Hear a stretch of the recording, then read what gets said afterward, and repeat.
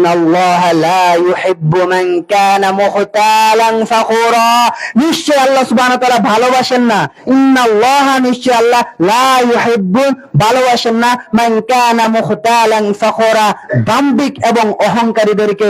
যার দাম্ভিকতা রয়েছে, যার অহংকারী রয়েছে, আমি তো সমাজে অনেক বড় দাপটশালী, আমি সমাজের মাতব্বর, আমি মেম্বার, আমি চেয়ারম্যান, হ্যাঁ আমি না থেকে না, আমার সামনে দেশে এটা করে গেল সেটা করে গেল, আমাকে এত বড় কথা না। আপনি দাম্ভিকতা দেখাইতে পারবেন না।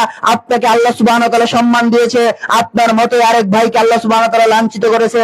আল্লাহ চাইলে আপনাকে লাঞ্ছিত করতে পারেন, আল্লাহ চাইলে আবার সেই লাঞ্ছিত ব্যক্তিকে সম্মানিত করতে পারেন। আপনি আজকে উন্নত বংশে জন্ম নিয়েছেন, আপনি দামি পরিবারে জন্ম নিয়েছেন, আপনার বাবা কোটিপতি, আপনি কোটিপতির ঘরের সন্তান, আপনার পা মাটিতে পড়ে না, এটি করা যাবে না। আরেকজন গরিব দুঃখী রয়েছে, তাকে আল্লাহ সুবহানাহু ওয়া তাআলা চাইলে ধনীর ঘরে জন্ম দিতে পারতেন।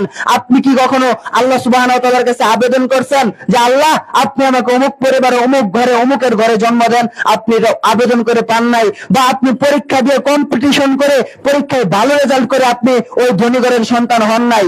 আপনারা কি কেউ জন্মের আগে পরীক্ষা দিয়ে ভালো ঘরের সন্তান হয়েছেন? না, হন নাই। তার মানে আল্লাহ সুবহানাহু ওয়া তাআলা আপনাকে ভালো ঘরের সন্তান বানিয়েছে, আর আল্লাহর দেওয়া অনুগ্রহ পেয়ে আপনি আরেকজন নিম্ন শ্রেণীর গরিব মানুষ এর সাথে আপনি খারাপ আচরণ করবেন, তাকে আপনি মানুষ বলে গণ্য করবেন না, আপনি তার সাথে অহংকার করবেন।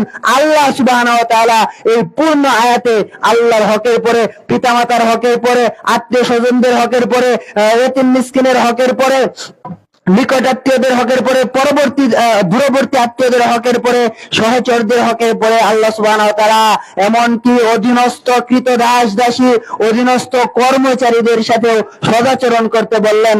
তারপরে আবার তিনি হুঁশিয়ারি দিয়ে বলেন যে সাবধান, যদি তোমরা তাদের সাথে সদাচরণ না করো, যদি তাদের সাথে তোমরা খারাপ আচরণ করো, তাহলে জেনে রেখো ইন্নাল্লাহা নিশ্চয় আল্লাহ সুবহানাহু ওয়া তাআলা লা ইউহিব্বুন তাদের ভালোবাসেন না, মান কানা মুখতালান ফাখুরা যারা দাম্ভিক, যারা অহংকারী। আর আল্লাহ সুবহানাহু ওয়া তাআলা যদি আপনাকে ভালো না বাসে, আপনি যতই শিল্পপতির ছেলে হন না কেন, আপনার 5 পয়সাও দাম নেই। সম্মানিত উপস্থিতি, আর আল্লাহর ভালোবাসা পেতে হলে অহংকার, দাম্ভিকতা রাখা যাবে না। নিজে মাটির মানুষ হিসেবে নিজেকে সম্বোধন করতে হবে এবং আল্লাহর একজন গোলাম হিসেবে আমাকে স্বীকৃতি প্রদান করতে হবে। এবং আল্লাহ সুবহানাহু ওয়া তাআলা যে নির্দিষ্ট সীমারেখা রয়েছে, সেই সীমারেখার ভিতরে আমাদেরকে অবস্থান করতে হবে, বাইরে যাওয়ার কোনো সুযোগ নেই। আল্লাহ সুবহানাহু ওয়া তাআলা যেন আমাদেরকে তার ওই নির্দেশিত পথে চলার মতো তৌফিক দান করেন। আমরা সকলে বলি আমিন।